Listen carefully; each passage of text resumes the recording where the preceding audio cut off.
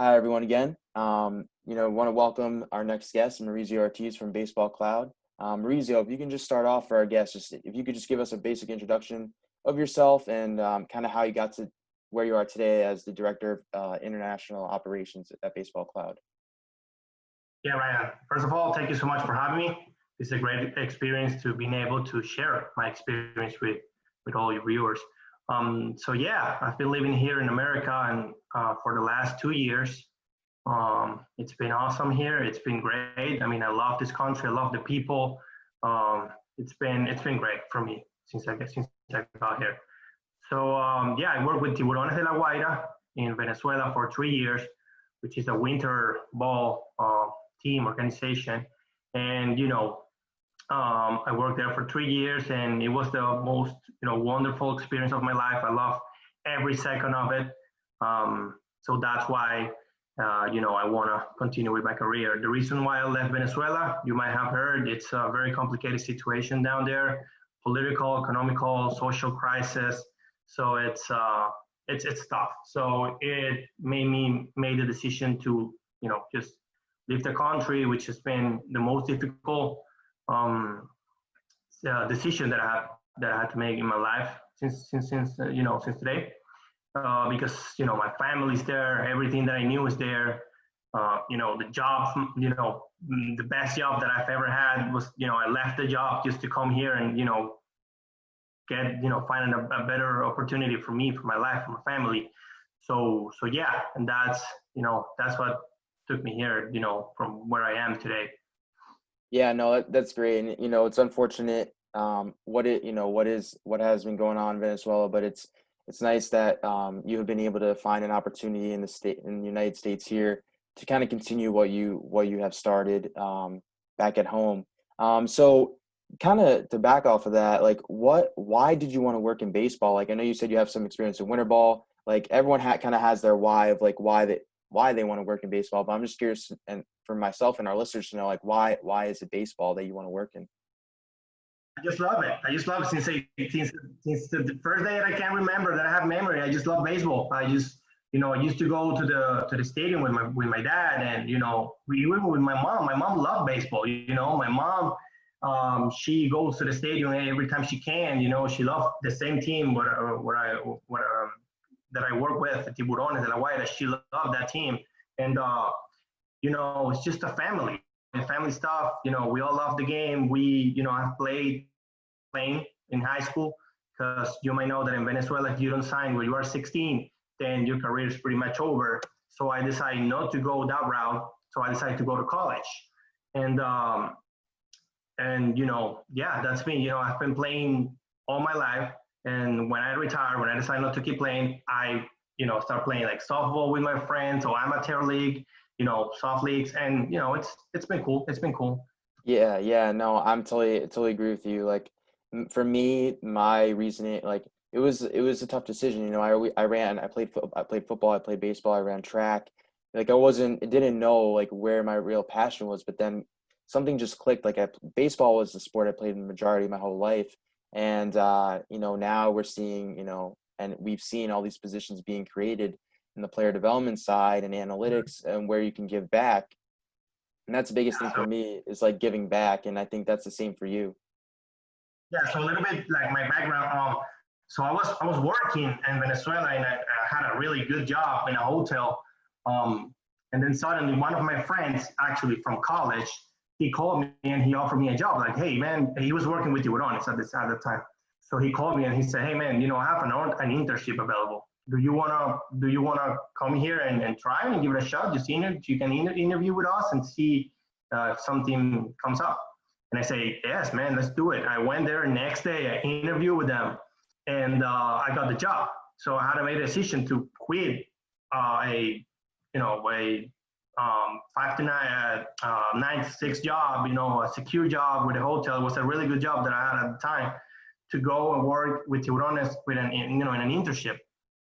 And it's the best decision I've made in my life. Just say yes, and I want to do it.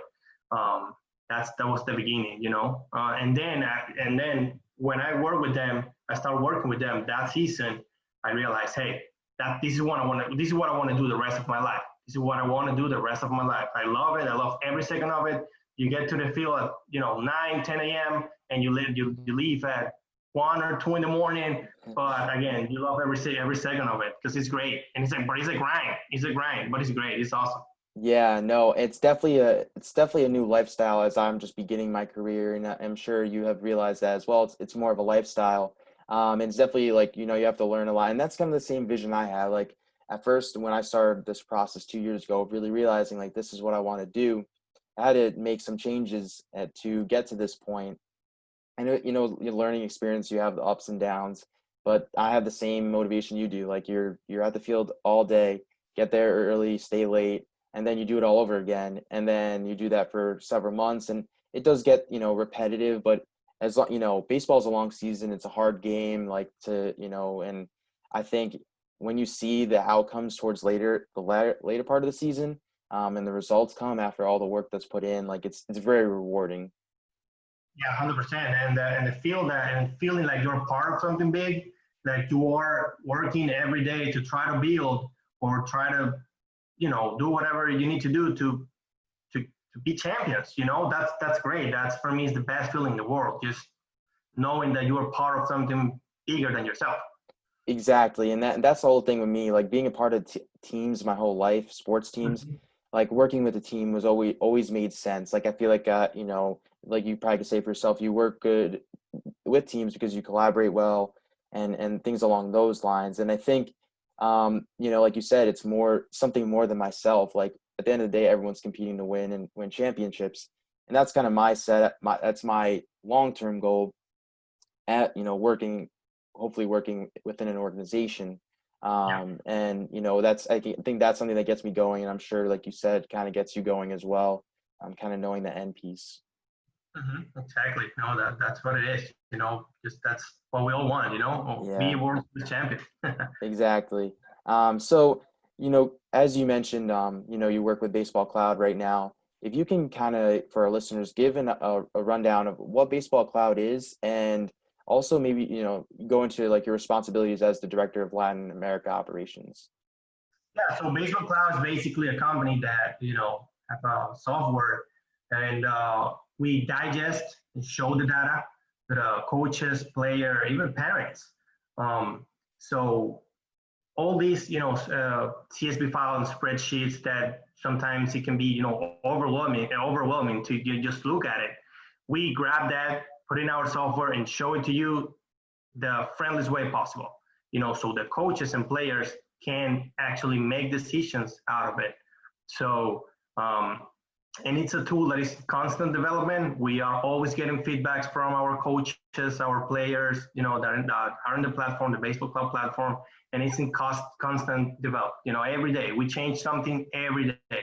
So it's a fun part. It's the cool part that it's not something that is already there that we have to work off of it. No, you can do whatever you want with that tool. So it's been great. I just started working with them like six months ago, and coronavirus has been here for 4 months. So so I've been in my house, just trying to figure out stuff out. They've been great with me. They've been awesome.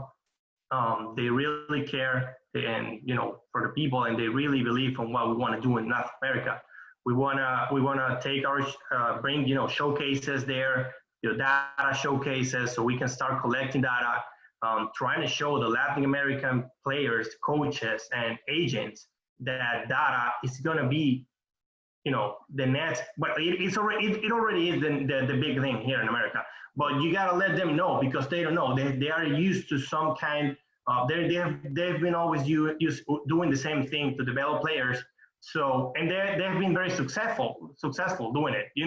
So it's complicated to just go there and tell them, hey, this is the new way of how to do it. But I'm up to the challenge. That's what I want to do, and that's what I've been working on the last couple months. Just reaching out to everybody, all the agents, academy owners, uh, teams, organizations. So I started presenting the project. And unfortunately, the coronavirus hit us and, it has delayed us a lot. but we keep doing it. We keep doing it. We're on it, and this is what we want to do. We want to take baseball cloud to Latin America and start to show people what's the new trendings of baseball about. Yeah, no, I think that's great, and I've just gotten to learn more about you guys as the coronavirus and there's so much information that you guys have been coming out with as well, and I think that's great. I think growing the game over there in Latin America is becoming huge today because we see guys a lot of the players come from the DR, but you think of Venezuela and some other countries that maybe some other guys are there isn't as much popularity because they don't have the resources and for you guys being able to develop a process where you're able to start implementing resources over there and getting these players noticed is I think is critically important. And kind of with that being said, in your role with Baseball Cloud, do you have a team that you're surrounded with that whether they're R&D analysts or kind of like assistants to you that are also kind of working on this process? Yeah, right now we are in the hiring process to hire somebody down in Venezuela and the DR, so they can help me out. But again, coronavirus hit us. That was part of my plans when I originally presented the plan to the CEO and the owner of the company. I told them that at some point we were going to need somebody in Venezuela and in DR, and it slowed us down, but it's in my plans to hire somebody. But here in America, yeah, we got our R&D department, the developers department. It's a huge company. The processes are great. The development process. The like I said, the software is in constant development. So you need a big department of people doing that, and they're doing it. And our research and development departments are bright people, very very bright people. We got a Slack channel that we and a Trello that's how we keep our communication during these times, and also almost daily Zoom calls. But yeah, you can tell that there are very bright people on our side, and that's very encouraging. It's and something very good to know.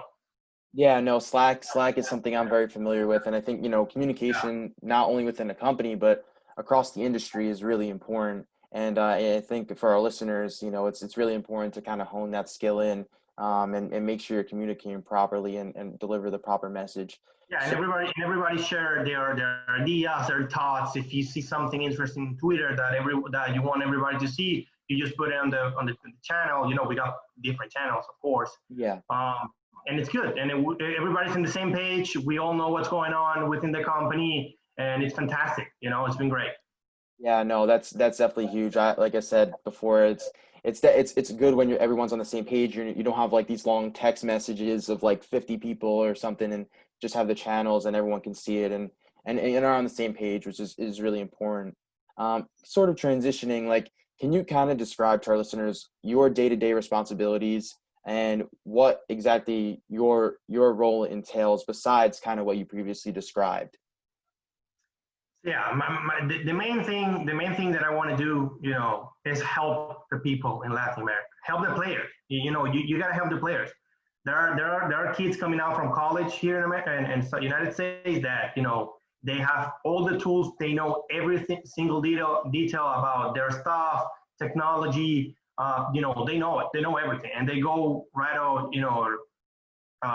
Class A advanced or A short season, and they are starting to, they know all this stuff. So when the team presents that information to them, they already have an advantage from the other players that are coming behind him. So that's when I said, why don't we do this with the Latin American players?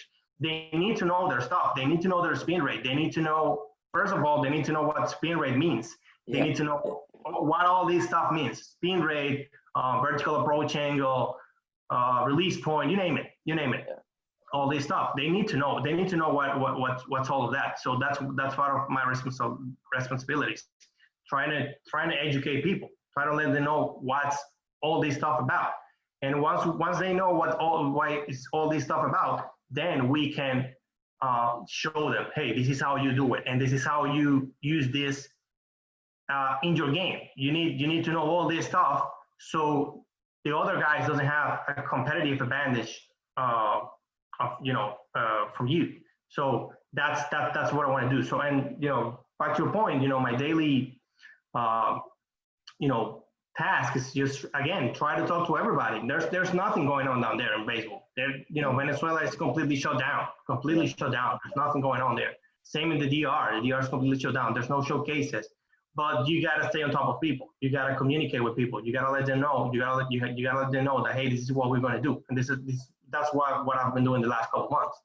Just putting myself in a position where everything opens up, I'm gonna start delivering. All the stuff that I've been talking and planning for the last couple months.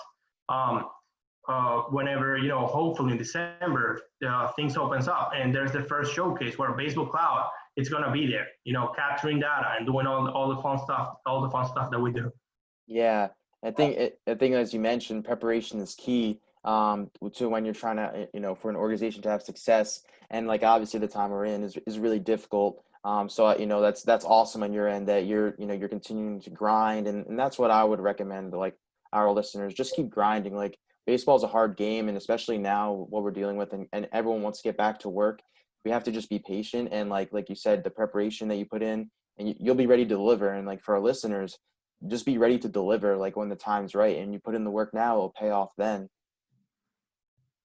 So as we spoke about too, like there's a different lifestyle in Latin America. Excuse me. And could you describe from your experience what player development has been like in Latin America now, and maybe where you see it or in the past? However, which way you want to start it off, we can go from there. Yeah, no, it's a long process, but I mean, it kind of sucks because it starts when the kids are like 12 or 13.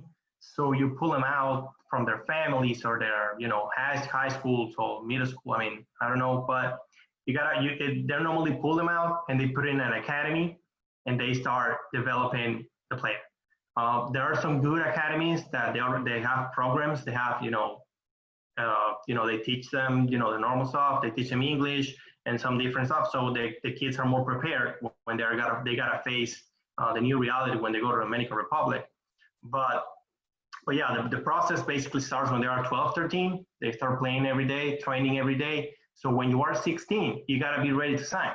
Because if you don't sign, that's very sad. It's something that the industry needs to change. If you're from Venezuela, the DR, Aruba, Curacao, and you are 16 and you don't sign, then you basically lose 99% of your chances to sign, which sucks, and it's complicated for some kids. But that's a reality. That's a reality of our industry right now, and that's what we gotta focus. So then when they are 16, they start showcasing, or 15 or 16, they start showcasing around the country, around different countries. And after July 2nd, they can sign contracts. But, it's not a secret, for anybody that there are some kids that already signed or closed. They have a deal in place with the organization when they are 13 or 14. So, it's tough when you know that you have to be almost ready to sign when you are 14. It's complicated, so it's a different process. It's a very interesting process, but that's how the industry works down there in our countries. Yeah, no, that's really good. And some things I didn't even realize as I'm continuing to learn more about the international market. So do you think by these athletes starting at age 12, and then they're supposed to be ready to sign pro contracts by age 16, do you think that gives them an advantage in terms of then signing and going to play pro ball? In terms of the minor league aspect, like, do you think that they will be more prepared because they're starting at a younger age, or what's kind of your opinion or from your experience? Yeah, I mean, it depends. It depends. It depends of the kind of prospect. I mean, you can see Wander Franco, which is the number one prospect right now. He was ready to play ball since he was born. He was a Yeah. he was a pro. So, but it's a different process. It's a different process for every player. It's completely different. You might think, high school players when they are 16, 17, and they play travel ball. It's a good league. It's a good, they develop good. So the players sign when they are 16, the Latin American players, and they go to the Dominican Republic. There's a league called their DSL, Dominican Summer League, and they play there for a couple months. They develop inside the academy. So their process to start there, but it's still a long shot to try to get to here to America, to the shorter seasons. But again, it depends because some players here in America, they decide to go to college and their level in D1, D2, it's high. It's a great level of play. So when they go to pro, they already are almost ready. They only need a couple years, and they go to the majors. Meanwhile, the kids in Venezuela and the DR, they have to start from when they are 16, going through all those different development process and see if they get to the major. So I don't have the right answer for that because it's different for every player and their development process and every organization. So yeah. Yeah, no, I totally understand that. But so, we've talked a lot about like technology and BaseballCloud's, initiative with that and what they're trying to do in Latin America. So where do you think, in terms of baseball technology, where the market's going to be heading in the future, given all the resources we have now? That's a great question because the draft, the international draft is coming. So right now there are some rules, but basically if you have the best budget, if you have the biggest budget, you can sign the most players. But no, right? In the next year, it's going to be in 2022. It's still not clear that it's going to happen, but it's almost a certain that's going to happen. That it's going to be international draft. I don't know how that's going to play out. I don't know, but I'm pretty sure that teams are going to need and are going to want they're going to want to have the most amount of information in order to draft a 16-year-old player, which is the same here. Which is the same here with the rule for the amateur draft. Right now they want to have the most amount of information, technology-wise and scouting-wise, makeup. You want to know all their makeup, all the stuff, but you also want to know what's their spin rate, what's their, all the different metrics. I'm assuming that they also will want to know that for the Latin American players, and that's where we are going to deliver. That's where we are going to give them the information that they want and they need. Yeah, no, I definitely agree with you. I think, as we both know, technology is becoming more prevalent, with all the technology that's out there, the Flight Scope, Rapsodo, Blast Motion, Edgertronic, and there's going to be more to come, just as we're learning and evolving as an industry. So with that being said, would you like to, we spoke previously about, a blog, like the BaseballCloud blog. If you want to pull that up for our viewers, and you can kind of walk us through that process of kind of some of the information and in general terms of that you guys provide. Yeah, there are some blogs there that are, right now we have some R&D interns that they've been written. Yeah, they're going to probably be more than happy to show it to you so you can see our software, what it can do. Awesome. Yeah, if you want, I can share my screen with you, and you can, if you would like to open that blog, if you wanted to go through it, just show our listeners sort of kind of what it looks like, if that's okay. Yeah.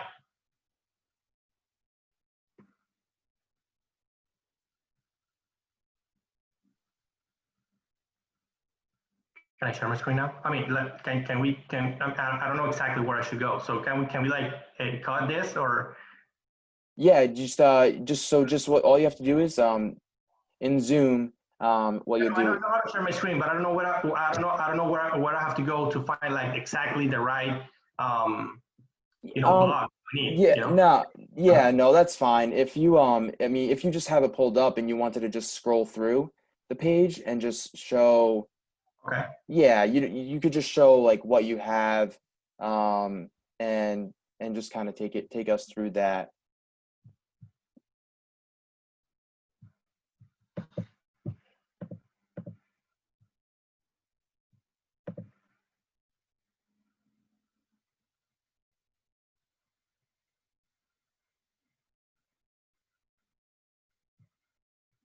Nice. So there's a lot of different articles on like on various topics that, as you mentioned, like the R&D analysts have written, right?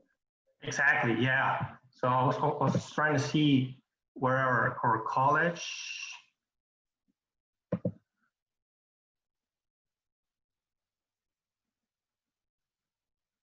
Yeah. Yeah. So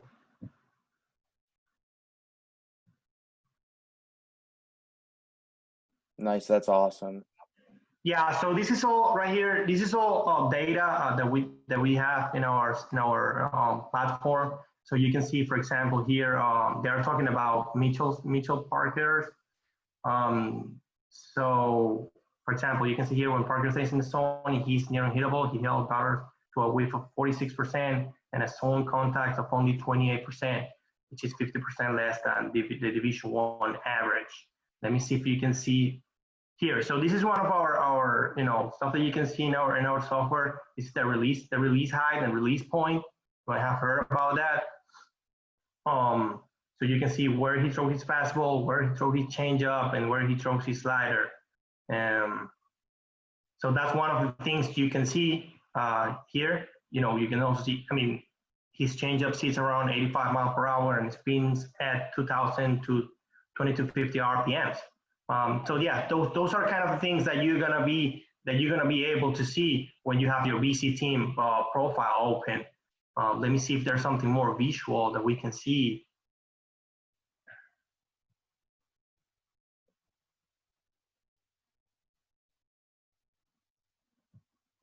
There's the I think it's Spencer Torkelson around here. So it's gonna be fun if we can see this Spencer Torkelson.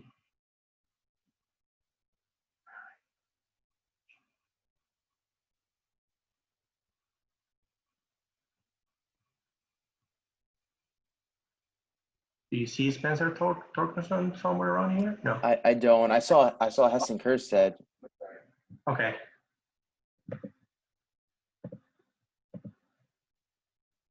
And it's crazy because like people were saying that he could have been the number one pick, where he was supposed to go later in the draft, like maybe the eighth to 10th pick. So, seeing him go number two with the Orioles under slot was like really interesting. So I'm sure there's things that like with this information that people have seen, that really stood out as like other evaluators have not seen.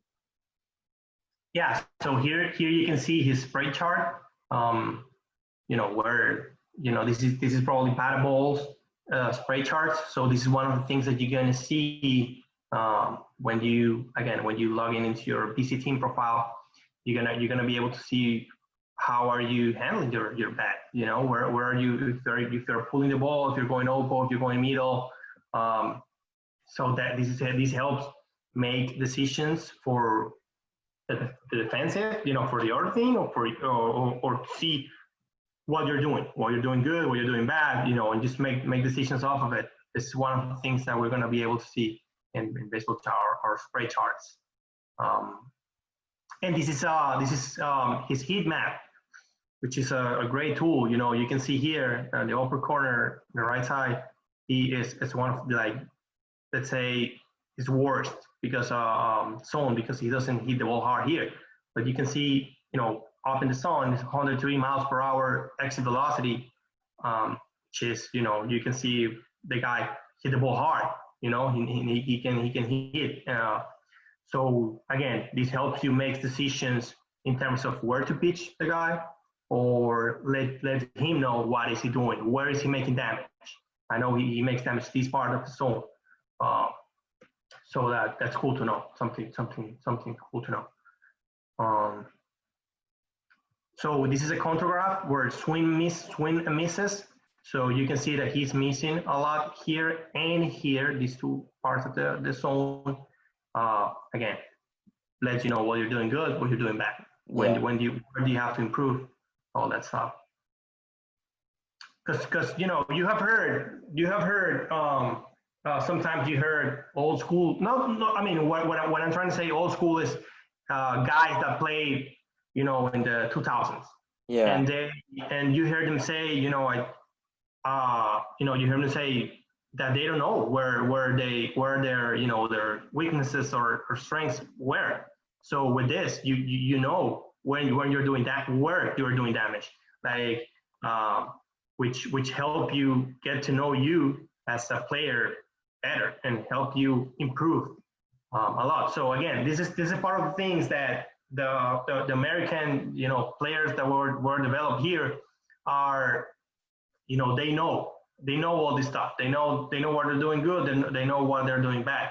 That's why I want to go to Latin America and tell them, hey, we need to know this stuff.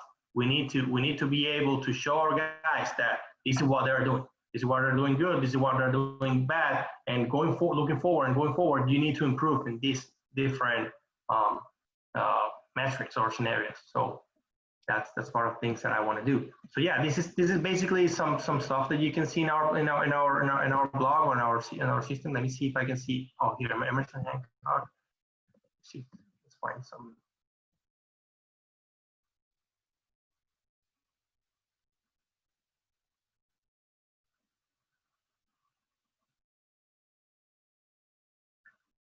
Um, this is I don't know. Yeah, I don't think these are. Well, yeah, I mean, BaseballCloud is gonna look like this, but it's not like exactly BaseballCloud stuff. So, but you can also you're also gonna be able to see in BaseballCloud. So yeah, well, that's basically it. Yeah, no, thank you. Thanks for sharing your screen. I think for our listeners, I think it's important that they see this and kind of get an understanding for, what you guys do, because you guys are doing a lot of work with the major league side and colleges and other tournaments. So if you want to unshare your screen now, and then we can just kind of go back to our conversation we were having, that'd be appreciated.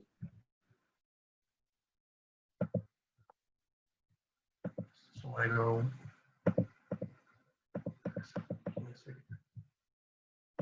All right, I got it. I figured it out.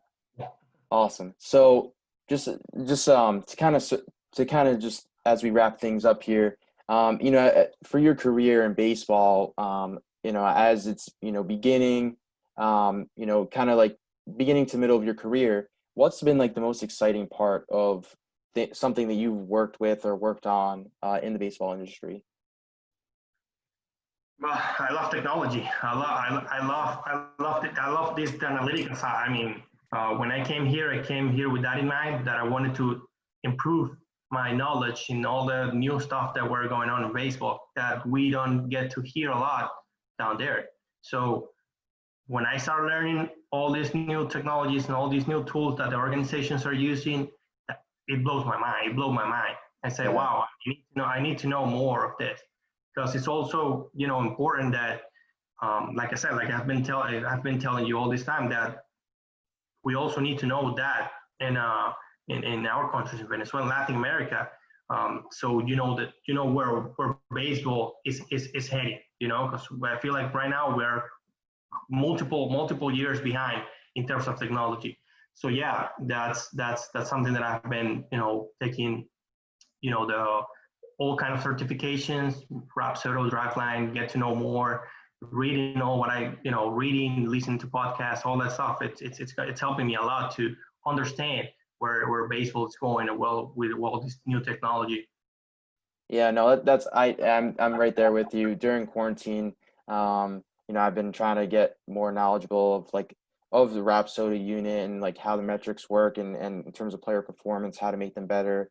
Something also too I focus on is pitch design. Like pitch design is becoming a bigger thing in our game because of our high-speed cameras we have, and Driveline did a great job, like as you mentioned, like kind of outlining that process of like when you're breaking down a guy, how to look at them. Because I think the next part of technology is biomechanics. Like, how does the athlete move? Like, you want to make sure they're moving efficiently, because if they're not moving efficiently, you want to fix the inefficiencies, so this way they perform better. And I think that's, Getting injured, yeah, because maybe they're doing something that it's affecting their elbow, their shoulder, and that's biomechanics is going to help us. I'll help them to keep the players inside the field and playing. That's what they do best. Playing the game. exactly. Yeah. No, it's exciting for where the game's going to go. And it's just like, it's a matter of time, but like when that time comes, we'll see it through and through, for the most part, and it'll be exciting to where it goes.